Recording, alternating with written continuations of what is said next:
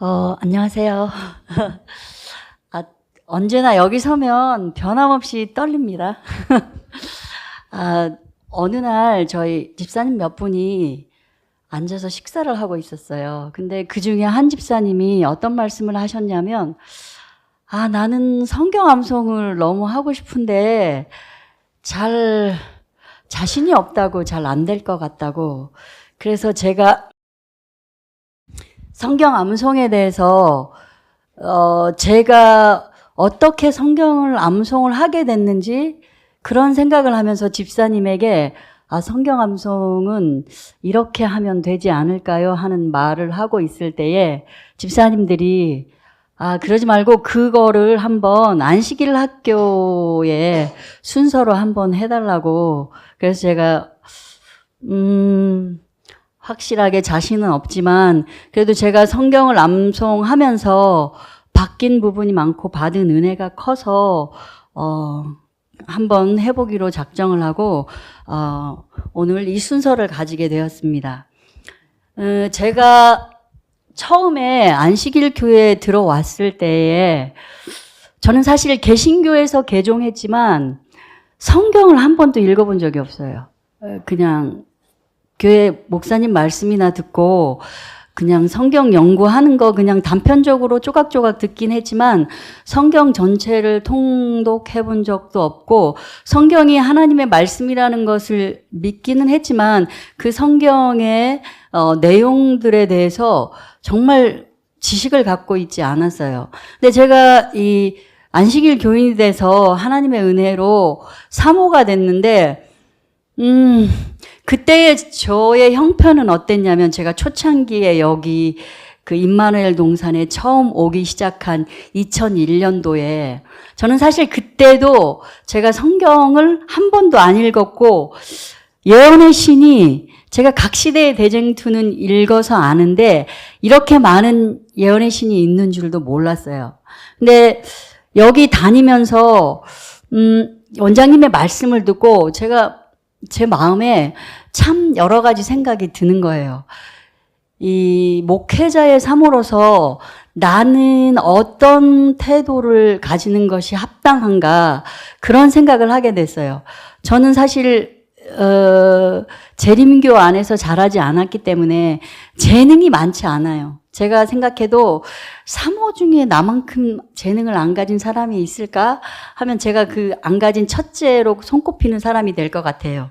근데 그런 것들은 제가 그런 환경에서 자라지 않았기 때문에 내가 뭐 노래를 못하고 피아노를 못 치고 악기를 연주하지 않고 이런 것들은 제가 그냥 내가 그런 환경에서 자라지 않아서 뭐 어쩔 수 없는 거라고 말할 수가 있겠는데 만약에 사모로서 성경에 무지하고 영성이 없다면 그건 정말 변명의 여지가 없을 것 같아요. 그래서 제가 이 문제를 어떻게 해결해야 좋은가라고 생각하면서 골똘하고 있었는데 어느 날 제가 요한계시록 제가 제일 처음에 들어왔을 때도 아마 교회 이 첫 발을 내딛었을 때도 그 교회 목사님이 다니엘서를 풀어준 걸로 알고 있고 요한계시록은 그 당시에 저희의 재림교회 안에 예언이 주제가 돼서 종종 이렇게 목사님들의 설교의 화두가 되는 그런 말씀이었는데 제가 요한계시록을 목사님이 설명하면 대충 무슨 말인지 알겠는데 막상 내가 책을 펴서 보면 이게 무슨 말인지 헷갈리고 도무지 알지 못하겠는 거예요. 그래서 작정을 했어요. 계시록을 암송하기로. 그때 우리 예주가 태어나기 전에. 그래서 제가 계시록을 1장부터 22장까지 암송을 했어요. 1년 걸렸어요. 제가 성경을 암송하면서 제 마음속에서 일어난 제 마음속에서 일어난 거룩하지 못한 것과 거룩한 것의 투쟁은 말도 못해요. 제가 만약에 그 투쟁을 극복하지 못했으면 계시록을 22장까지 암송을 못했을 거예요. 근데 성경을 암송하면서 제가 세상에서 30 14년 이상을 살면서 정말 묻은 더러운 때들이 제가 성경을 암송하면서 단순해지기 시작했어요. 그리고 저의 사고의 방향이 돌아서기 시작했어요. 이것은 물론 성경 암송에만 국한된 게 아니고 제가 그 당시에 다시 예언의 신을 원장님의 권유로 교회 증언이라든가 여러 가지 예언의 신을 한 해 동안에 제가 22권을 읽었던 것 같아요. 그런 것들을 병행하면서 제 사상이나 사고가 단순해지기 시작하고 이 흐름이 바뀌었어요. 완벽하진 않지만 지금 여러분 앞에 서 있는 제 모습은 아직도 먼 모습이지만 제 내면에는 여러분이 알지 못하는 시대에서 지금 저까지 제 내면에는 엄청난 변화가 있었던 거예요.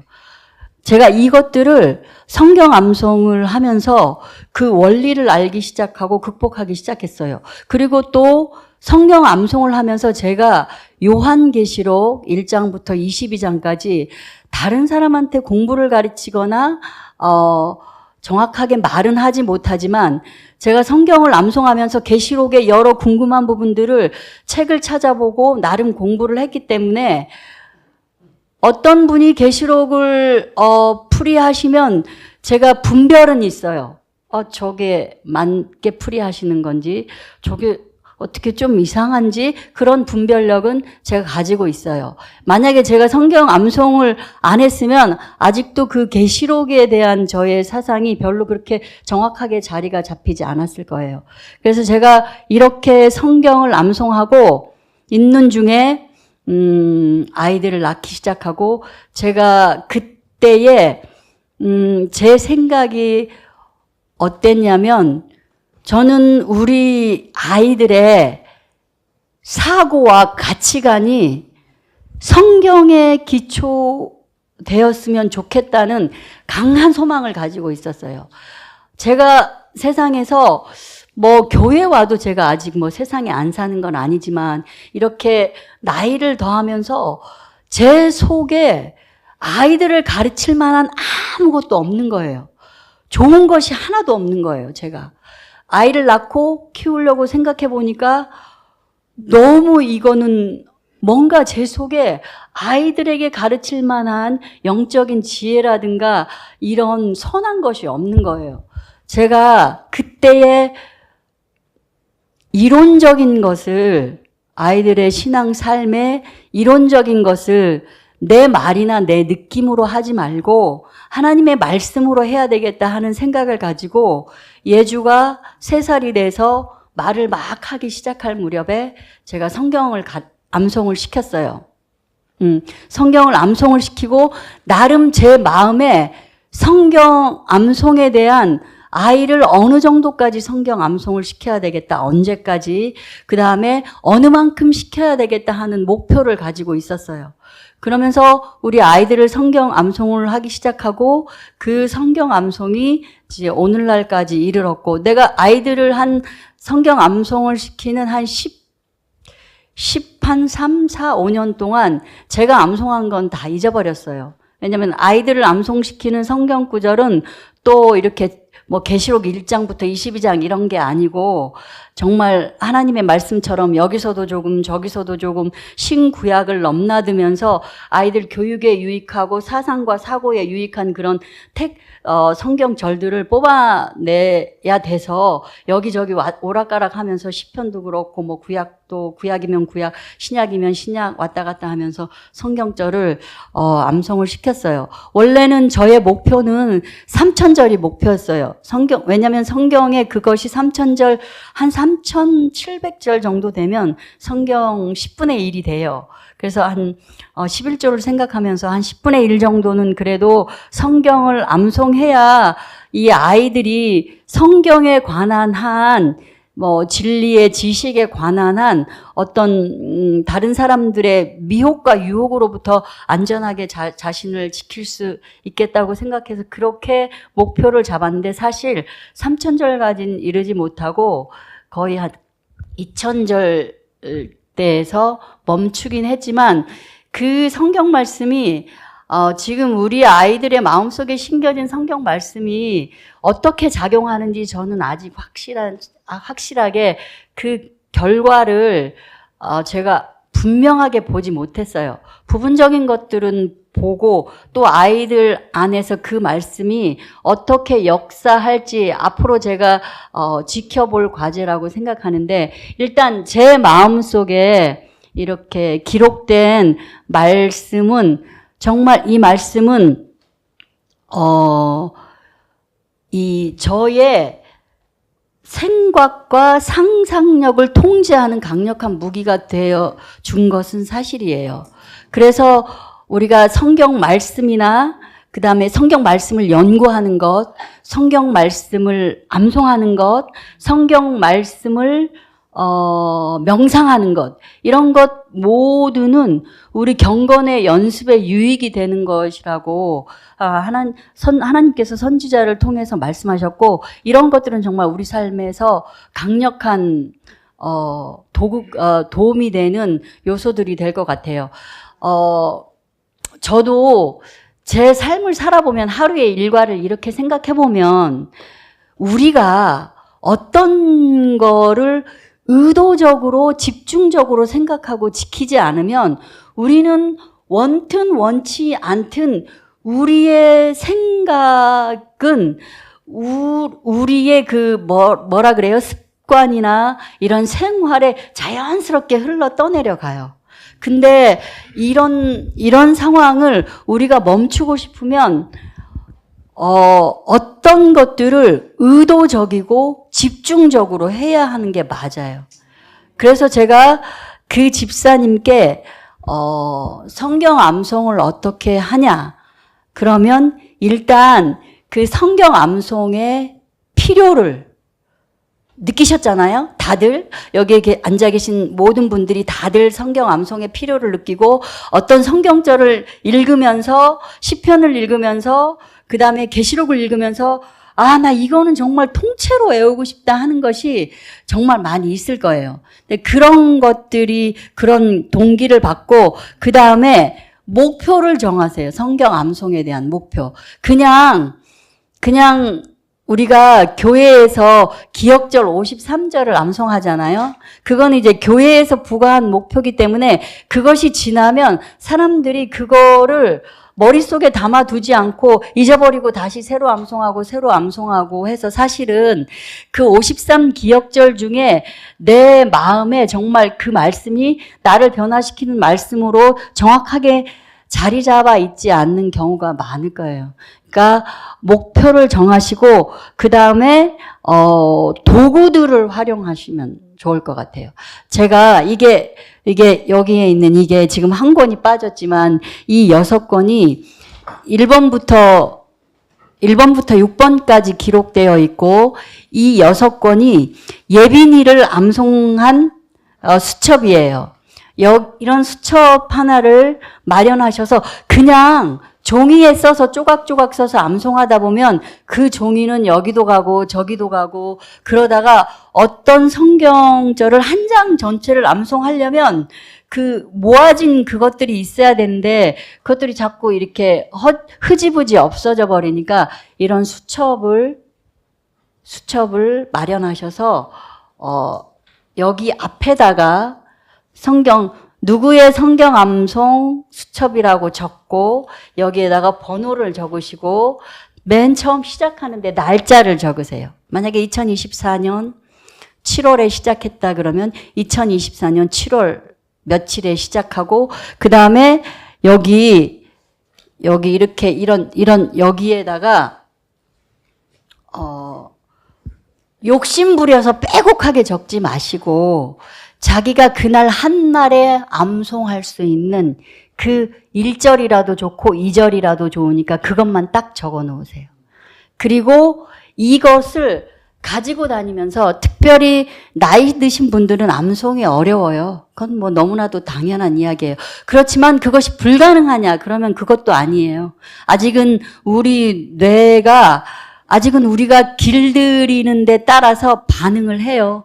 그러니까 이런 성경 암송 노트를 마련해 놓고 이거를 가지고 다니면서 작은 주머니, 우리 핸드폰 가지고 다니잖아요. 그 주머니에 같이 가지고 다니면서 하루에도 몇 번씩 이걸 되풀이하는 거예요. 1절을 되풀이하고 아침에 눈을 맨 먼저 뜨면 암송을 먼저 하시는 거예요.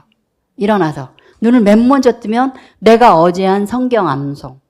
그 다음에 아침에 개인적으로 경건의 시간을 가질 거 아니에요? 그 경건의 시간 끝자락에 다시 그날 하루 암송할 부분을 그 다음 페이지에 적으세요.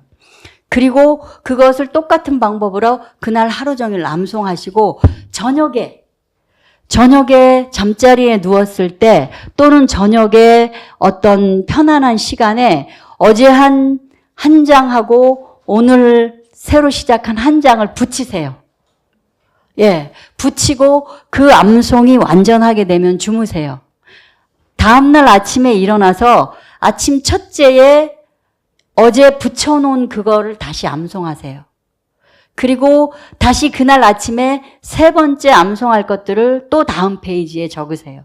그러면서 계속 붙여나가면 계시록 3장이 1절에서 22절까지 있어요. 이게 어느 날 통째로 암송이 돼요.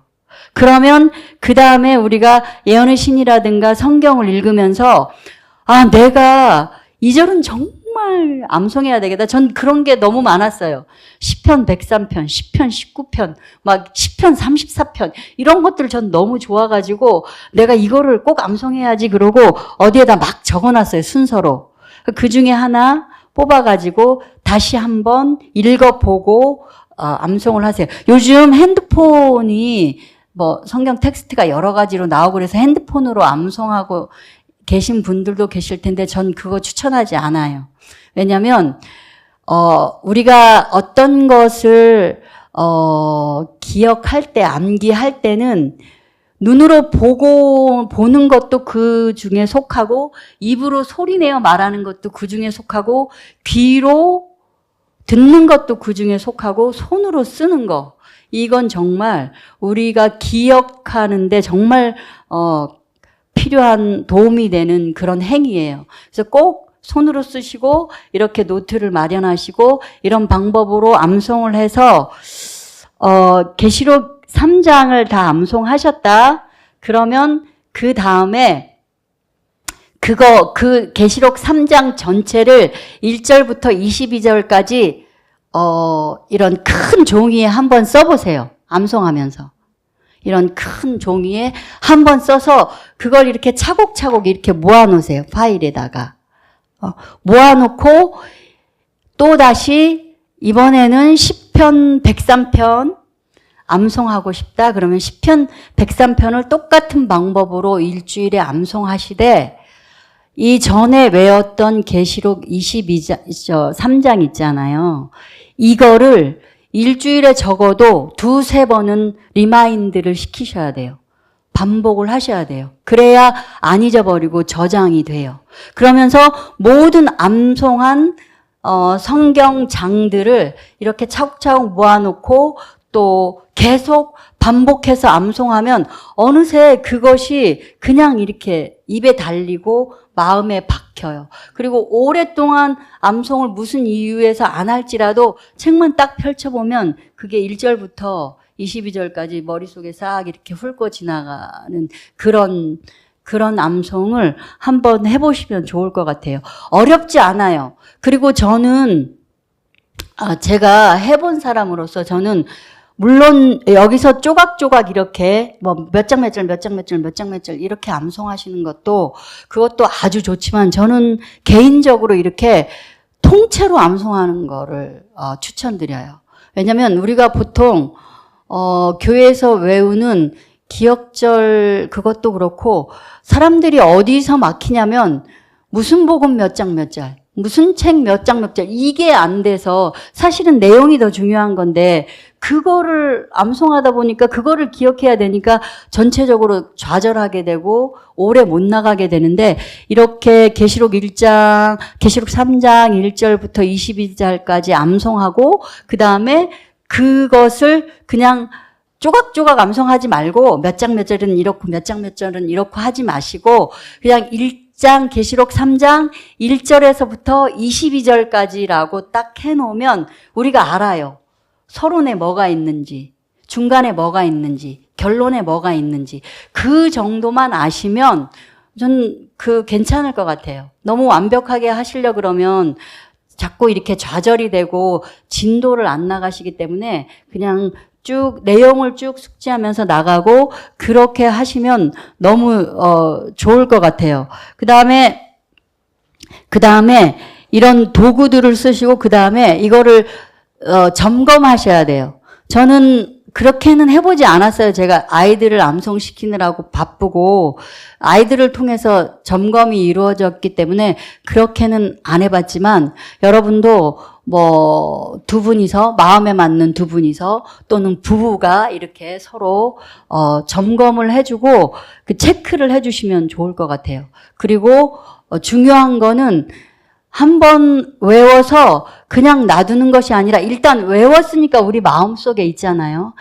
그거를 일상생활에서 끊임없이 반복하는 거. 끊임없이 반복하는 그 반복. 이런 순서를 통해서 성경을 암송하면 계시록도 외울 수 있고 또 짧은 성경 장수 요한 일서라든가 1장에서 5장 그다음에 야고보서라든가 야고보서 이런 아주 유익한 그런 것들은 다 외울 수 있을 것 같아요. 시도를 해보시면. 늦지도 않았고 능력이 없지도 않고 우리 앞에 경건의 연습을 위한 무한한 시간이 놓여져 있으니 여러분이 한번 이 방법대로 성경 암송을 시도해보면 정말 좋을 것 같아요. 그리고 제가 그냥 제가 한 번도 제가 성경 암송에 대해서 어떤 데 가서 순서를 써보지 못했고 쓰지 않았어요. 왜냐면 제가 하는 것에 대한 확신이나 자신이 없기 때문에 앞에 나가서 어중간하게 알고 사람들한테 이러니 저러니 하는 게 참 멋쩍어서 그렇게 하진 않았는데 저도 다시 한번 이 순서를 통해서 다시 한번 성경 예전에 암송했던 것들을 다시 한번 강화시켜야 되겠다고 하는 생각이 들고 또 우리가 옛날에 어차피 우리가 필연적인 예언의 사건들을 우리가 맞이하게 될 때에 옛날에 우리가 왈덴스인들처럼 왈덴스인들이 많이 들으셨죠? 성경에 마태복음, 요한복음 이거는 전체 암송했고 그리고 편지서들 이런 대부분의 편지서들을 암송하고 나가서 하나님의 말씀을 전했다는 그런 감동스러운 이야기가 있어요. 혹시 우리에게 기회가 주어지면 우리가 사실 인생을 살면서 전할 것이 하나님의 말씀밖에 없잖아요. 예, 다른 게 우리가 인생을 살면서 우리가 이렇다 하게 다른 사람들한테 나를 내세울 만한 것이 점점 사라지는 것 같아요.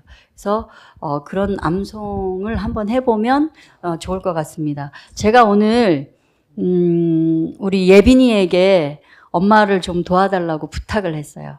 왜냐면 제가 그 예언의 신을 읽으면서 내가 하고 있는 성경 암송이 정말 요긴한 것이라는 확신을 받았고 내가 아이들을 암송시킬 때 특별히 아이들을 암송시킬 때 또 내 자신이 성경 암송을 할 때 이 성경 암송이라고 하는 것은 단단한 식물이기 때문에 절대로 자기 자신의 내면의 투쟁 그리고 자기 자신의 본성의 악함 그런 거하고 충돌이 없이 쑥쑥 나가는 그런 것은 아니에요. 그래서 내가 여러 번 아이들 암송할 때도 좌절하고 내 자신이 성경 암송할 때도 좌절을 할 때마다 하나님께서 어떤 것을 선지자의 권면을 통해서 보여주셨는데 내가 하고 있는 일에 그런 것을 읽고 확신을 가지고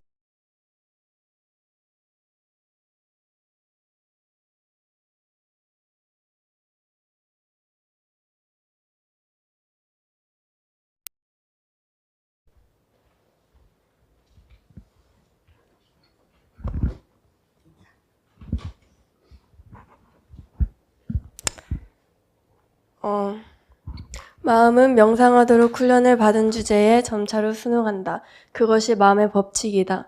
만일 마음이 평범한 것들만으로 차 있다면 마음은 위축되고 약하게 될 것이다. 한 번도 어려운 문제와 씨름해보지 못한 마음은 얼마 후에는 성장의 능력을 거의 잃어버리고 말 것이다. 교육하는 능력으로 말하면 성경을 당할 것이 없다. 하나님의 말씀 가운데서 사람들의 마음은 가장 깊은 생각과 가장 높은 포부에 대한 주제를 찾을 수 있다.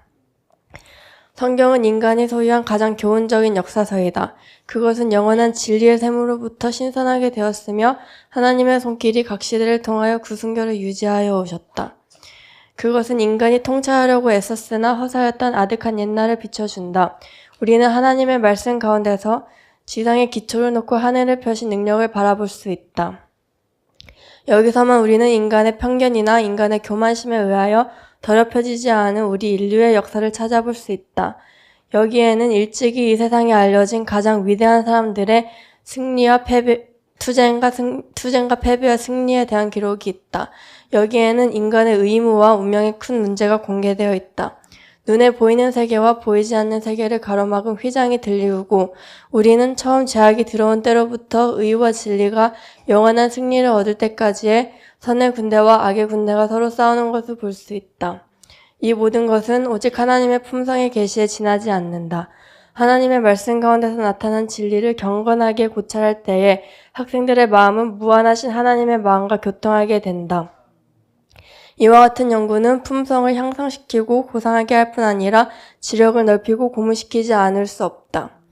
성경의 가르침은 현세에 관계되는 모든 일에 있어서 인류의 번영에 필연적인 관계를 가지고 있다. 그것은 국가 번영의 초석이 되는 원칙들, 곧 사회의 안녕과 가정의 방벽이 되는 원칙들을 제시한다. 이 원칙을 도외시하고는 아무도 현세에서 유용함과 행복과 영예를 얻을 수 없고 장래의 분별의 생명도 얻을 수 없다. 성경의 가르침이 필수적인 준비가 되지 않는 인생에서의 지위나 인간의 경험 분야는 하나도 없다. 하나님의 말씀을 연구하고 순종한다면 인간의 모든 분야의 철학을 면밀히 연구한 것보다 더 뛰어난 강력하고 활동적인 지성인들을 배출할 것이다. 이 말씀은 힘있고 견고한 품성을 가진 사람, 예리한 지각과 건실한 판단력을 가진 사람, 곧 하나님께 영광이 되고 세상의 축복이 될 사람들을 배출할 것이다. 부조와 선지자 58장 선지자 학교 중에서. 제가 원장님이 저한테 요한계시록 3장을 한번 암송해 보라고 했어요. 근데 저 그거 암송 잘하거든요. 암송은 필요 없을 것 같고 또 시간이 많이 갔으니까 제가 마지막으로 마지막 날의 사건들에서 한 구절 읽어드리고 제 순서를 마무리하도록 하겠습니다. 생각과 상상력을 통제하는 연습을 하는 것이 의무라고 인식하고 있는 사람이 거의 없다. 훈련되지 않은 마음을 유익한 사물에 시키기는 어려운 일이다. 생각을 바르게 사용하지 못하면 그 영혼은 신앙이 깊어질 수가 없다. 거룩하고 영원한 사물들로 마음이 먼저 채워지지 않을 때 그것은 하찮고 피상적인 것들로 채워지게 될 것이다. 지적인 능력과 도덕적인 힘은 훈련을 받아야만 하며 연습을 통해서 그것들은 강화되고 개선될 것이다. 이 말씀이 응하게 하는 가장 강력한 방법이 성경 암송이라고 저는 생각합니다. 감사합니다. 자, 6장을 암송하겠습니다. 그런즉 우리가 무슨 말하리요? 은혜를 더하게 하려고 죄에 거하겠느뇨? 그럴 수 없느니라. 죄에 대하여 죽은 우리가 어찌 그 가운데 더 살리요? 무릇 그리스도 예수와 합하여 침례를 받은 우리는 그의 죽으심과 합하여 침례 받은 줄을 알지 못하느뇨? 그러므로 우리가 그의 죽으심과 합하여 침례를 받음으로 그와 함께 장사되었으니 이는 아버지 영광으로 말미암아 그리스도를 죽은 자 가운데서 살리신과 같이 우리도 또한 그 가운데서 행하게 하려 함이니라. 만일 우리가 그의 죽으심을 본받아 연합한 자가 되었으면 또한 그의 부활을 본받아 연합한 자가 되리라. 우리가 알거니와 우리 옛사람이 예수와 함께 십자가에 못 박힌 것은 죄의 몸이 멸하여 다시는 우리가 죄에게 종로를 타지 아니하려 함이니 이는 죽은 자가 죄에서 벗어나 의롭다 하심을 얻었음이니라. 만일 우리가 그리스도와 함께 죽었으면 또한 그와 함께 살 줄을 믿노니 이는 그리스도께서 죽은 자 가운데서 사셨음에 다시 죽지 아니하시고 사망이 다시 그를 주장하지 못할 줄을 알미니라. 그의 죽으심은 죄에 대하여 단번에 죽으심이요 그의 살으심은 하나님께 대하여 살으심이니 이와 같이 너희도 너희 자신을 죄에 대하여는 죽은 자의 그리스도 예수 안에서는 산자로 여길지어다. 그러므로 너희는 죄로 너희 죽을 몸을 양로를 타지 못하게 하여 몸의 사욕을 순종치 말고 또한 너희 시체를 불의의 병기로 죄에게 드리지 말고 오직 너희 자신을 죽은 자 가운데서 다시 산 자와 같이 하나님께 드리며 또 너희 시체를 의의 병기로 하나님께 드리라. 죄가 너희를 주관치 못하리니 이는 너희가 법 아래 있지 아니하고 은혜 아래 있음이라. 그런즉 어찌하리요 우리가 법 아래 있지 아니하고 은혜 아래 있으니 죄를 지으리요 그럴 수 없느니라. 너희 자신을 종으로 들여 누구에게 순종하든지 그 순종함을 받는 자의 종이 되는 줄을 너희가 알지 못하느냐. 혹은 죄의 종으로 사망에 이르고 혹은 순종의 종으로 의에 이르느니라. 하나님께 감사하리로다. 너희가 본래 죄의 종이더니 너희에게 전하여 준 바 교훈의 본을 마음으로 순종하여 죄에게서 해방되어 의에게 종이 되었느니라. 너희 육신이 연약함으로 내가 사람의 애대로 너희에게 말하노니 전에 너희가 너희 지체를 부정과 불법에 들여 불법에 이르는 것 같이 이제는 너희 지체를 의에게 종으로 들여 거룩함에 이르라. 너희가 죄의 종이 되었을 때에는 의에 대하여 자유하였느니라. 너희가 그때 무슨 열매를 얻었느뇨? 이제는 너희가 그 일을 부끄러워하나니 이는 그 마지막이 사망임이니라. 그러나 이제는 너희가 죄에게서 해방되어 하나님께 종이 되어 거룩함에 이르는 열매를 얻었으니 이 마지막은 영생이라. 죄의 싹슨 사망이요 하나님의 은사는 그리스도 예수 우리 주 안에 있는 영생이니라. 로마서 6장 1절에서 23절 말씀.